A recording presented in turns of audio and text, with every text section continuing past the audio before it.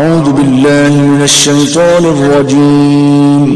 پناہ مانگتا ہوں میں اللہ کی شیطان مردود سے۔ بسم اللہ الرحمن الرحیم۔ السلام علیکم ورحمۃ اللہ وبرکاتہ۔ افطاری کے وقت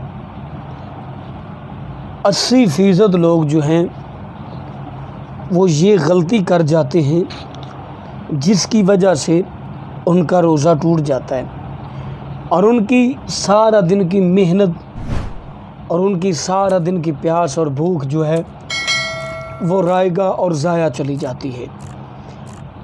یہ اکثر یہ غلطی اب ہمارے معاشرے میں کی جانے لگی ہے، چونکہ رمضان المبارک کا جو مہینہ ہے نا، صبح سحری سے لے کر غروب آفتاب تک بغیر کھائے پیے وقت گزارنا، اسے روزہ کہا جاتا ہے۔ لیکن کچھ غلطیاں ہم سحری کے وقت کرتے ہیں، کچھ غلطیاں ہم افطاری کے وقت کرتے ہیں، جس کی وجہ سے ہمارا روزہ ضائع ہو جاتا ہے۔ غلطی کون سی ہے بتانے سے پہلے گزارش ہے کہ اگر آپ نے ابھی تک ہمارا چینل سبسکرائب نہیں کیا تو ہمارے اس چینل کو کریں سبسکرائب اور بیل آئیکن کو دبائیں، تاکہ اس طرح کی لیٹسٹ اور نئی سے نئی ویڈیو اب تک بآسانی پہنچ سکے۔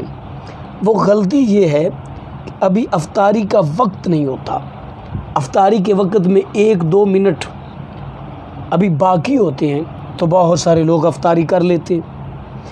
حالانکہ اب جدید دور ہے، ٹیکنالوجی کا دور ہے، ٹیلی ویژن، موبائل یا کیلنڈرز وغیرہ اب تو آ چکے ہیں۔ اب نہیں میرا خیال کہ ایسا ہمیں کرنا چاہیے۔ سب سے پہلے ہمیں اپنی قریبی مساجد کے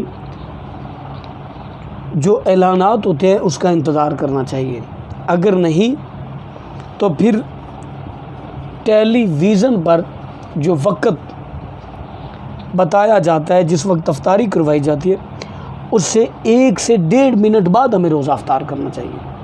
کیوں کہ لاہور اور قصور کا 2 منٹ کا فرق ہے، یا لاہور اور گجرات کا کچھ منٹوں کا فرق ہے، لاہور اور کراچی کا آدھے گھنٹے کا فرق ہے۔ تو اس کا مطلب یہ نہیں ہوگا کہ لاہور کا چینل انہوں نے لگایا ہوا ہے تو انہوں نے روزہ افطار کروا دیا ہے تو اس پر روزہ افطار کر لیں گے۔ اس لیے اپنی قریبی مساجد جو ہیں ان کے اعلانات کا انتظار کریں، یا پھر اب تو کیلنڈر موجود ہیں ان کے مطابق، بلکہ جو مساجد میں اعلان ہوتا ہے وہ 1 سے 1.5 منٹ بعد ہوتا ہے، اس لیے مساجد کے اعلان پر اختصار کریں۔ یہ نہ ہو کہ آپ اپنی جناب گھڑی دیکھیں اس میں 1-2 منٹ کا فرق ہے تو آپ روزہ افطار کر لیں، یہ اکثر غلطی کی جاتی ہے۔ تو ہمیں امید ہے کہ انشاءاللہ عز و جل آپ آئندہ یہ غلطی نہیں کریں گے۔ اس ویڈیو کو صدقہ جاریہ سمجھ کر دوست آپ کے ساتھ لازم شیئر کریں۔ اپنا بہت سارا خیر رکھیں۔ اللہ نے